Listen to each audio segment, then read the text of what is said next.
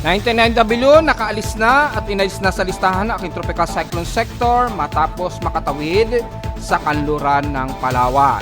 Pero bagong strike probability, tatalakayin natin kung ano ba ang posibilidad niyan. Makakalat-kalat ang pag-ulan, iiral pa rin ngayon sa ilang bahagi ng silangang bahagi ng ating bansa, especially sa Mindanao at Eastern Visayas. Pero nalalabi ng Luzon, magiging maulap pa rin at makakaranas din ng mga kalat-kalat na pag-ulan na may pagkulog at pagkidlat. Nalalabi naman sa katamtaman ang lagay ng panahon pero mataas ang forecast na mga localized thunderstorms kaya importante ang payong.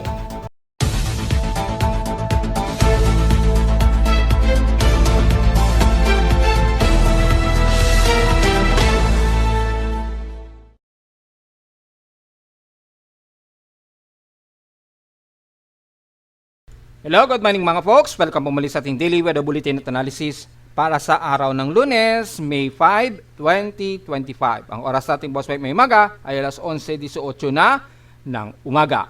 Makikitang maaraw ngayon at malinsangan dito sa amin sa Caloocan. So inaasahan na balik mataas na magiging air temperature natin at heat index. However, ay makakaranas pa rin tayo ng mataas na forecast ng mga pagkulog at pagkidlat lalo na sa hapon o sa gabi dahil sa mataas na accumulated ng water vapor sa silangang bahagi ng bansa. At makikita natin sa Doppler radar imagery na hindi masyadong mataas ang water vapor ngayon pero may mga accumulated water vapor sa may silangang baybayin pa rin ng Aurora region at Bicol region. Sa lightning detection system, base sa aking monitoring, nasa 61 lightning strikes ngayon at may mga pagkulog at pagkidlat na nakikitaan natin dito sa may bandang Baler Aurora at ilang bahagi nga po ng Bicol region. Sa may bandang Kanluran na kung saan ay nakalabas na mula kagabi itong si 99W at inalis na rin siya agad sa aking tropical cyclone sector monitoring. Pero sa uninterruptible TC sector natin, under grace period monitoring pa rin po siya dahil aktibo pa siya sa mga monitoring ng satellite imagery. Pero makikita dito ay inalis na siya, so inaasahan natin na balik sa katamtaman ang lagay ng panahon.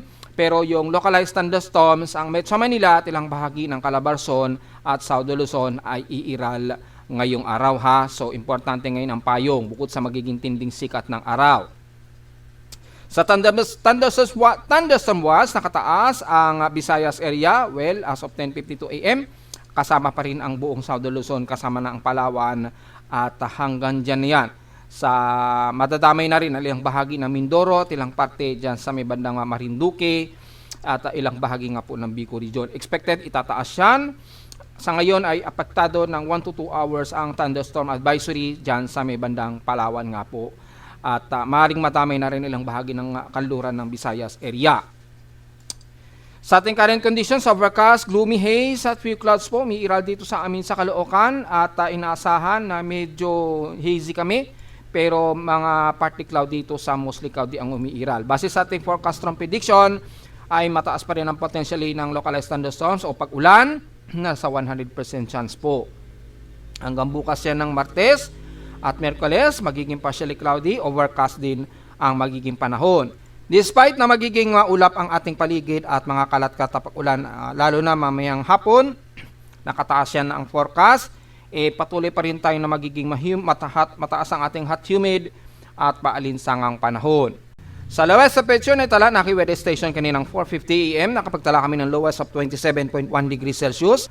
At kahapon, bahagyang mababa ang aming highest air temperature sa Caloocan, 33.9 degrees Celsius ang pinakamataas namin. Itala sa amin kahapon ng umaga at 11:05 AM.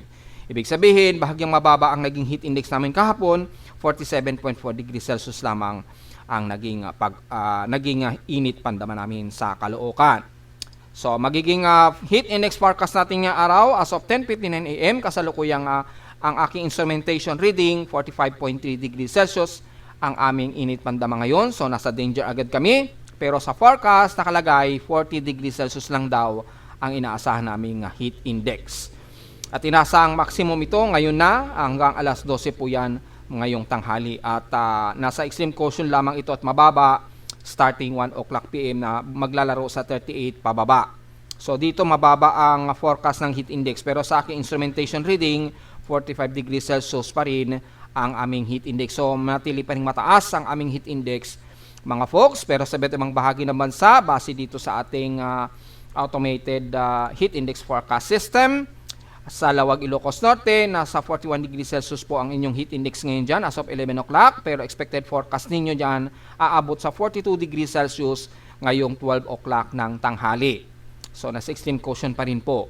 Sa bahagi naman ng Tuguegarao, nag-refresh ulit. Tuguegarao, yan, ay nasa 43 degrees Celsius po ang heat index sa inyo dyan. Pero aabot pa yan ng hanggang 45 degrees Celsius ngayong 12 o'clock PM. Natatagal yan hanggang alas 3 ng hapon. Ayan, hanggang alas 3 daw po yan ng hapon na nasa 45 degrees Celsius danger ang inyong heat index. So, napakataas pa rin ang magiging heat index ninyo dyan. So, wag masyadong mag-dehydrate at uminom na maraming tubig. Pero may mga forecast pa rin daw kayo ng mga localized thunderstorms dyan. So, be prepared na lamang anytime. At sa may bandang Santiago naman, sa Isabela, ang heat index ninyo ngayon dyan, 40 degrees Celsius po. Pero aabot sa pinakamataas na 44 degrees Celsius mamayang alas 2 po yan ng hapon. So, mataas din ang inyong heat index dyan. Sa may bandang Dagupan naman, bali yung naklik natin. Yan, 40 degrees Celsius po ang heat index ngayon ninyo sa inyo dyan, sa bandang Dagupan, Pangasinan. Pero aabot pa yan hanggang 42 degrees Celsius starting mamayang alauna hanggang alas 2 po ng hapon. So, danger pa rin. Huwag din masyadong magbibilad mga folks. At sa bahagi naman ng Batangas City, sa may pinaka-Batangas City, tingnan natin ang heat index sa inyo dyan. 41 degrees Celsius po ang inyong magiging heat index ngayon. Pero aabot pa yan hanggang 42 degrees Celsius daw mamayang alauna ng hapon. So, extreme caution pa rin tayo at ingat pa rin dahil mataas pa rin maituturing yan. Sa bahagi naman ng Mindoro, kahapon medyo naibsa lang tinding init sa inyo dahil inulan po kayo dyan. Tingnan natin ngayong araw, inaasang forecast ninyo, 42 degrees Celsius. At yan na ang magiging pinakamataas daw ninyo na heat index forecast ngayong umaga hanggang alauna po yan ng hapon. Extreme caution din po. So, medyo mainit pa rin. At ingat din sa biglaang mga localized thunderstorms ay mataas po ang forecast ninyo dyan. 80% daw ayon sa forecast. Sa Cebu City naman, kung titingnan natin ang forecast, nasa 41 degrees Celsius po ang inaasahang heat index sa inyo dyan. Yan na yung pinakamataas ninyo ngayong umaga. Hanggang alauna daw yan ng hapon na 41 degrees Celsius. Extreme caution. So, mataas din ang inyong heat index. So, huwag din masyadong magbibilad masyado. Sa bahagi naman ng Davao City, sa Mindanao ay inaasahang pinakamataas, 36 degrees Celsius ngayong 11 o'clock. Pero aabot pa rin yan ng 37 degrees Celsius ngayong 12 o'clock PM. Yan ay magiging pinamataas ninyo pero extreme caution pa rin yan. So despite na mababa sa 40 degrees Celsius, ay wag din masyadong maliitin yan dahil nasa extreme caution pa rin ang naka-indicate. So wag din masyadong magbibilad mga folks, pero asahan ang mga pagkulog at pagkidlat at may mga pag-ulan. Sa Zamboanga City naman ay 39 degrees Celsius ang inyong inaasahang heat index. Pinakamataas na yan ngayong umaga. Pero bababa din kagad yan starting 12 o'clock PM, extreme caution. So medyo mataas pa rin, halos 40 degrees Celsius. Pero hindi yan sing init kagaya sa amin sa Luzon. So wag pa rin masyadong magbibilad at wag din masyadong magpa-dehydrate kahit papaano. So makikita natin ay nangunguna sa may pinakamataas pa rin ang bahagi pa rin ng South Luzon hanggang North Luzon na magiging mataas ang heat index. So wag masyado ding magbibilad despite na maaraw na naman tayo at tataas na naman ang alinsangan natin dala ng Istalis at wala na po dissipated na po kasi sa aking tropical cyclone sector si 99W. So ilang remnants na lamang dito sa may bandang Palawan ang magpapaulan na lamang ng bahagya dyan sa area. Pero yung epektado niya sa buong Luzon, napakababa na po base sa ating Genesis, 5 to 10% na lamang. So napakababa na. Samantala ko itatabi naman natin sa PX streams in past 24 hours. Ang Tuguegarao ang nangunguna sa may pinakamataas na air temperature na 37.5 degrees Celsius. So halos pang ilan lamang kami dahil 33.9 degrees Celsius lamang kami. So kung titingnan natin sa complete PX extremes, pangalawa mula Tuguegarao ang Subic Bay na may 36.2 degrees Celsius at Sangley Point na 35.6 degrees Celsius. So, ibig sabihin, halos pang-5 lamang kami o pang-6 lang kami sa Caloocan. So, lumalabas, pinakamataas ang Quezon City Science Garden na may 34.9 degrees Celsius. So, halos pang-6 lang kami. kasama ng APARI na may 33 degrees Celsius. Base dito, 33.9 degrees Celsius. So, nangunguna sa amin si Pag-asa na may pinakamainit ng temperatura since past 24 hours. Sa amin, 33.9 degrees Celsius. So, medyo malamig sa amin dahil inulan po kasi kami din kahapon dito sa Caloocan. Sa labas temperature, balik 18 degrees Celsius. So, medyo mataas pa rin. Pero mababa na yan na temperatura sa Baguio City. At sa inulan naman ang Baler, Aurora na may 68 mm na total rainfall. Pero kami dito sa Caloocan kahapon, nakaranas ng 13.8 mm na total rainfall. So, ang total rainfall namin ngayong May, 25.8 mm pa lamang. So, napakalaki pa rin ang baba niya sa difference of 173 mm. So, tingnan natin kung mahihigitan yan. Pero way below normal pa rin ang aming total rainfall.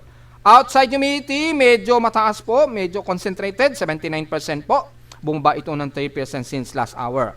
At sa ating atmospheric pressure, 1,008 hectopascals po tayo and steady ito since last hour. So anytime, posible tayong magkaroon ng localized thunderstorm muli.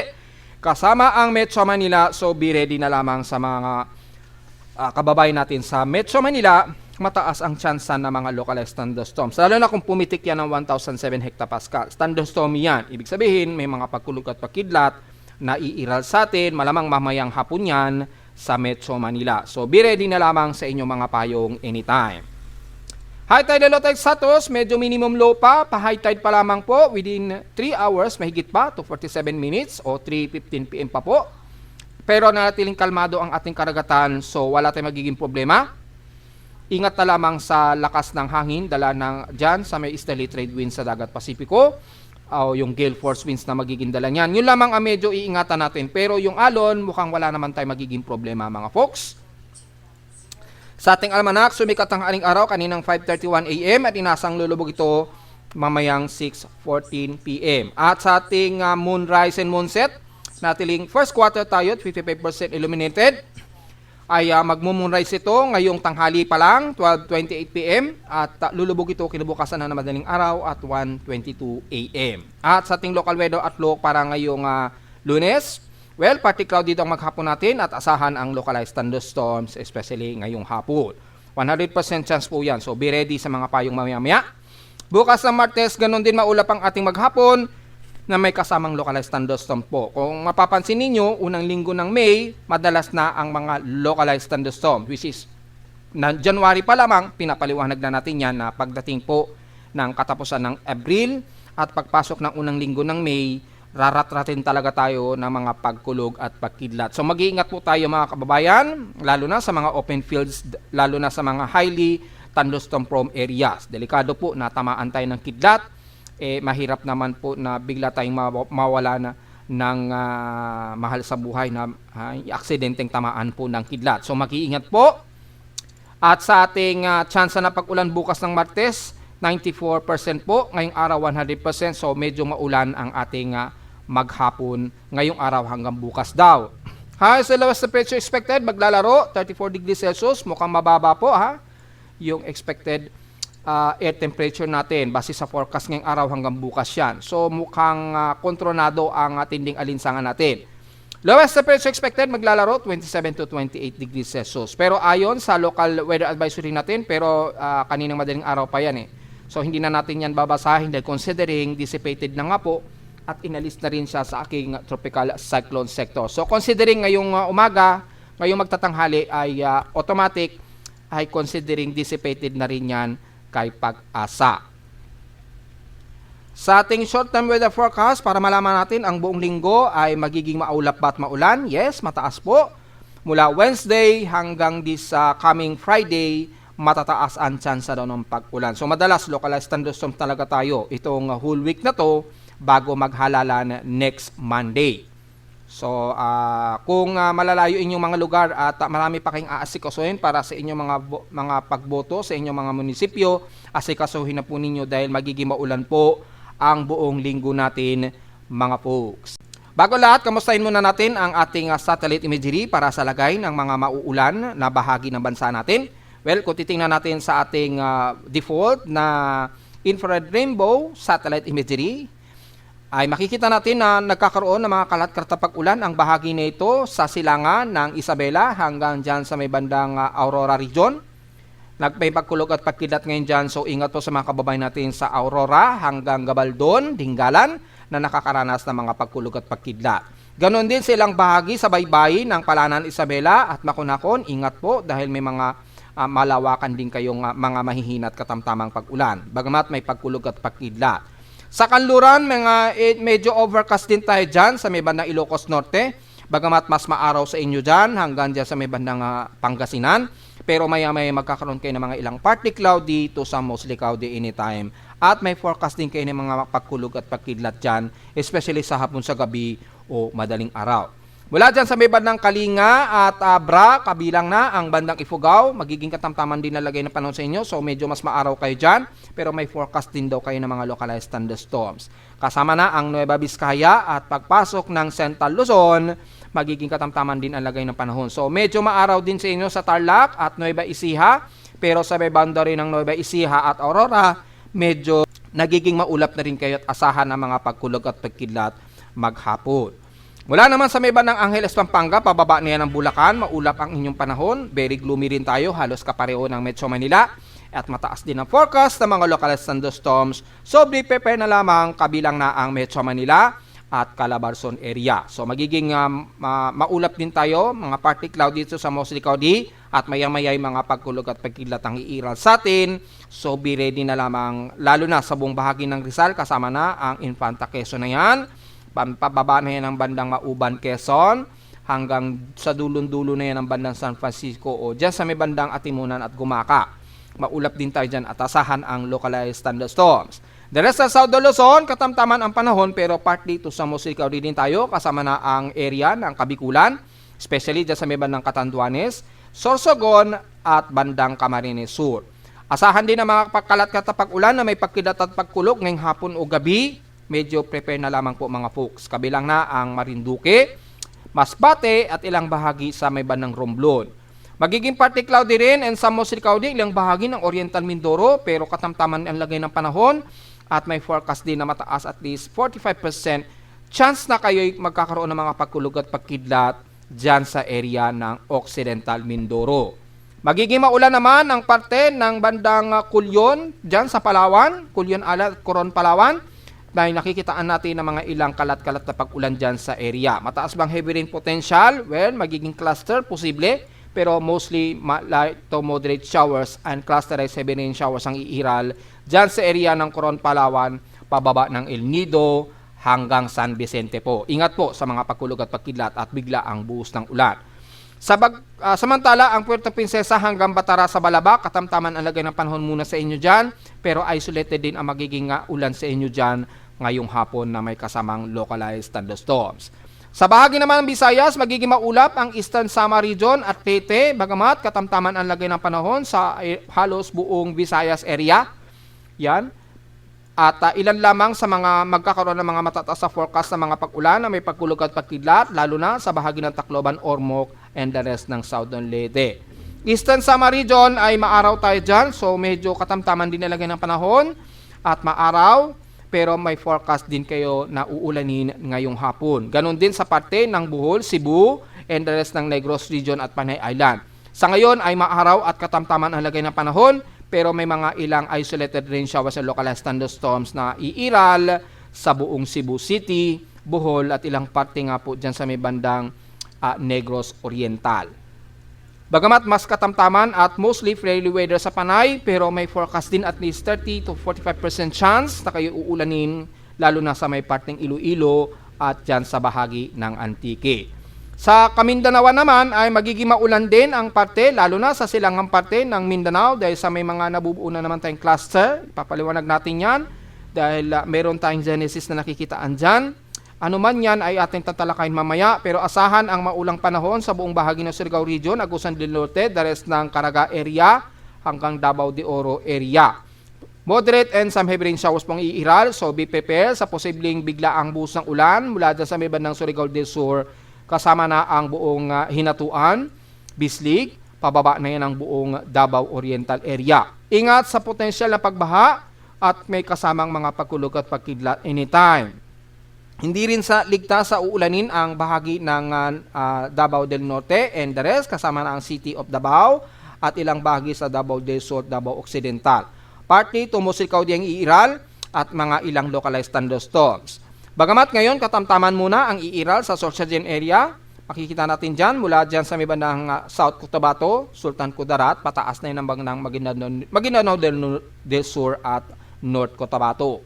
Pero may forecast din kayo na magkakaroon ng mga localized thunderstorms, especially ngayong hapon o gabi o madaling araw. So, be prepare na lamang ng inyong mga payong. Katamtaman din alagay, umiiral ngayon sa may bandang Lanao del Sur at ilang bahagi sa Northern Mindanao mula dyan sa paligid ng Cagayan de Oro hanggang dyan sa may bandang Misamis Oriental. Isolated din ang mga mahihinat katamtamang pag-ulan ang iiral ngayong maghapon. So, medyo importante rin ang payong sa inyo bukod sa tinding sikat ng araw sa area na yan. Mula Marawi o Lanao del Norte, kasama na ang Misamis Occidental and the rest ng Zamboanga Peninsula. Katamtaman ang lagay ng panahon sa inyo dyan. So medyo mas maaraw kayo dyan at medyo hot humid. Pero may mga ilang partly cloudy dito sa mostly cloudy. Asahan ang mga kalat-kalat ng scattered rain showers and localized thunderstorms ngayong maghapon. So medyo maganda rin yan para makontrol ang tinding init. Pero prepare sa mga payong sa mga bumibiyahe ngayong araw. Lalo na dyan sa area nga po ng Misamis Occidental na nakakaranas ng ilang moderate rain showers. Ganon din sa bahagi ng Zamboanga City, bagamat partly cloudy to sa mostly cloudy, mas maulan naman ang mararanasan ng mga taga-Basilan at Hulusulu, so ingat na lamang sa biglaang pagbaha. Generally, very gloomy po ang naiiral sa ating bansa, pero mostly katamtaman ang lagay ng panahon sa iba't ibang panig ng bansa na magkakaroon ng mga kalat-kalat po na pag-ulan na may pagkidlat at pagkulog na madala. So very prepared po tayo lalo na sa mga pagkikidlat. So mula sa ating computer-generated tropical cyclone sector, makikita po, inalis na po sa listahan na aking tropical cyclone sector, C99W, pero mula kagabi ay nakatawid na ito dito sa bandang Palawan at nandito na yan sa may bandang West Philippine Sea bago tuloy ang inalis bilang invest low pressure area. So nagdulot pa rin yan ng mga pag-ulan sa mga dinaanan niya mula kahapon po at nagdulot po ng mga pagbaha kahit na hindi ito naging aktibong low pressure area. Pero kung titingnan natin sa uninterruptible, may grace period pa po na binabantayan itong C99W. Medyo aktibo pa rin siya. Pero considering ay dissipated na siya dahil wala na nga po siya sa aking primary tropical cyclone sector monitoring. So, inaantay na lamang ng satellite na titigilan o mag-stop ang floating monitoring para sa low pressure area na to. Dahil yung cluster niya nanatili pa rin dyan sa may bandang Kanluran, bandang West Philippine Sea po, or pagitan ng South China Sea at West Philippine Sea. Malawakan po ang pag-ulan dyan. So, kung may mga mangingisda tayo dyan, medyo atras-atras muna.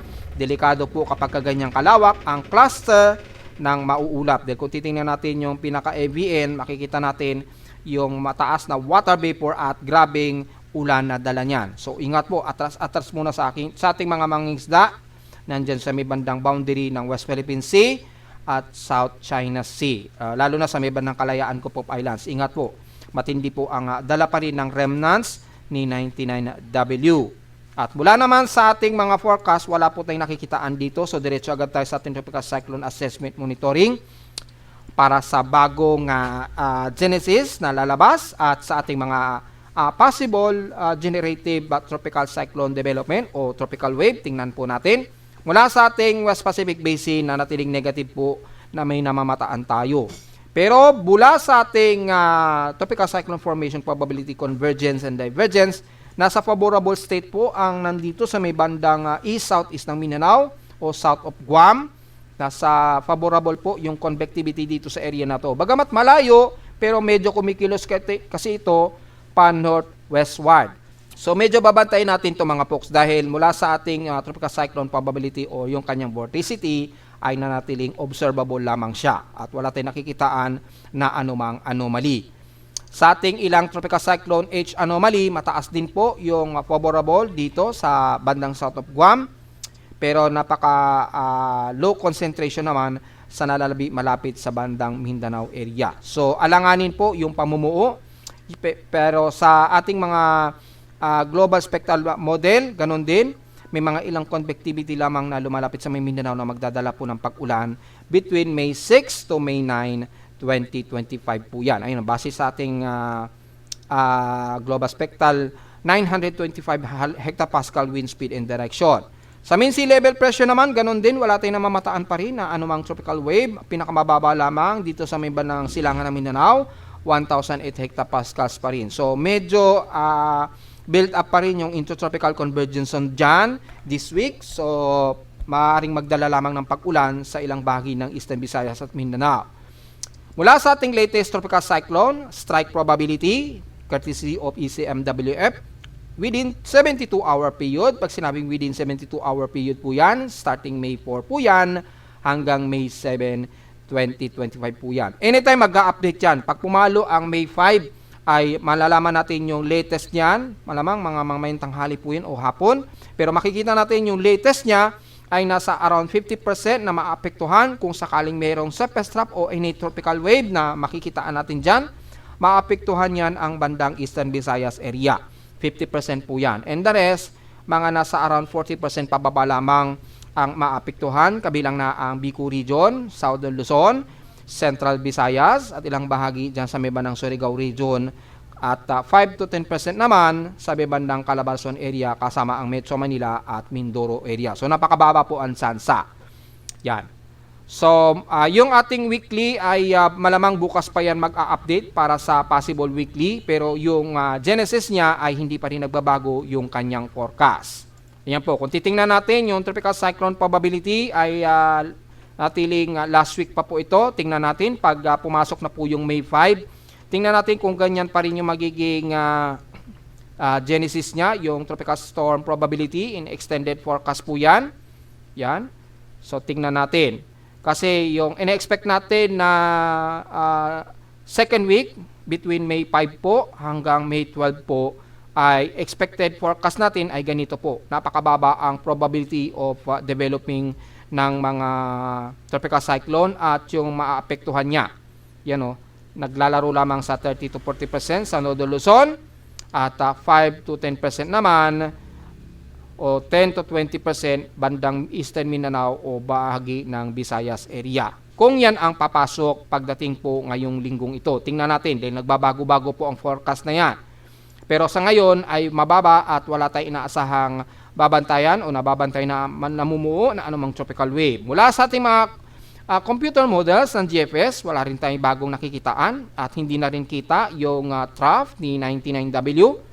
KSMWF na natiling stationary na walang development propagation o forecast man lang, pero mga ilang tropical wave umiiral dito sa silangan ng Mindanao. Malamang dulot yan ng intertropical convergence zone, forecast nan hanggang May 10, 2025 po. So expected lamang ang dalang ulan sa ilang bahagi ng Mindanao. Kay NAVGEM naman ay ganun din, ay wala ring bago na tropical wave at wala natin nakikita na aggressive na low pressure area dito base kay NAVGEM. So malamang ay negative tayo sa ngayon o this week. Pero titingnan natin kung may mga papasok naman na bagong forecast dahil medyo nga po may nababantayan nga po tayo na favorable dito sa may bandang south of Guam. Well, o babantayan natin yan. Matagal-tagal pa naman yan. At least 72-hour period po yung forecast. At sa strike probability, kung pumasok yan, maapektuhan, base dito maapektuhan ang Eastern Visayas at Southeastern Luzon. Within 72-hour period po yan. So, titingnan natin mga folks. Sa ulat lindol naman, well, medyo kalmado naman ang aking seismometer ngayong umaga. At wala tayong nakikitaan na medyo mas malalakas o sunod-sunod na mga mahihina at katamtamang pagyanig. Hindi gaya kagabi at kahapon. Kaya diretso tayo kung ano ang nadagdagan sa data feed ni PBOX mula kaninang madaling araw. Merong isang magnitude 4.4 na may lalim na 31 km depth. Pero sakop na ito ng Indonesian Peninsula, so napakalayo nito sa area ng Sarangani. Pero pasok yan sa listahan ni PBOX, so may tuturing pa rin bandang Balot Island ng Sarangani. Pero nandito na yan sa vicinity ng Malulaku, Utara or bandang Sulawesi, Indonesia na ang area nito. So parang hindi na ito, para sa akin, hindi na maituturing yan na sakop sa ating bansa so far. At mula kaninang madaling araw, naganap ito kaninang 12 o'clock, eksakto. Pero after nyan ay wala namang sumunod sa kanya na mga magnitude 4.0. Pero marami-rami kaagad ang mga minor to moderate earthquakes. At mukhang hindi pa yata na-filter out yung ating total earthquake for for May 2025, kaya wala tayong idea sa data feed kung na-separate na ito. Mukhang na-separate na. Ayan. So, mukhang okay na. Base dito sa ating total earthquake for May ay nasa total of 172 earthquakes na po tayo. 160 dito is magnitude 2.0 pataas. 12 sa magnitude 4.0. Marami naman kaagad yung magnitude 4.0 ha. So, ayan. 12 na kaagad yung magnitude 4.0. At wala pa naman tayo na itala na kahit isang magnitude 5.0 pataas. So, nangunguna kagad ang pati pa rin na Mindanao na may cluster 121 o more na mahigit na earthquakes. So, ingat po mga folks dahil yanigin pa rin talaga ang bandang Mindanao area o southeastern part ng Visayas. Pero sa parte naman ng Luzon, wala pa namang naitatala at mukhang konti pa lang naman, so marami pang madadagdagan yan sa mga susunod na araw. At natiling alisto na lamang. At narito naman ating 3-day weather forecast para sa araw ng Lunes, May 5, 2025.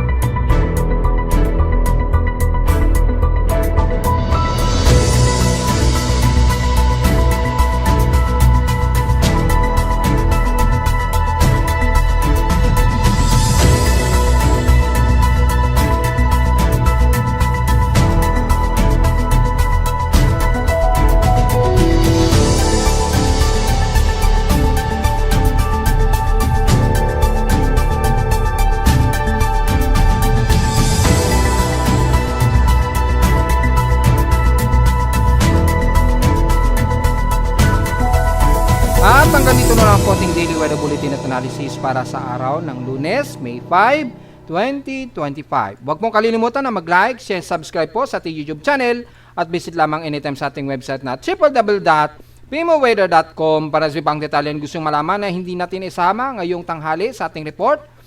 At visit na lamang sa ating website sa gustong malaman pinaka-dynamic events mula sa pinaka-reading na aking aparato sa Caloocan at sa data feeds mula sa iba't ibang weather agencies.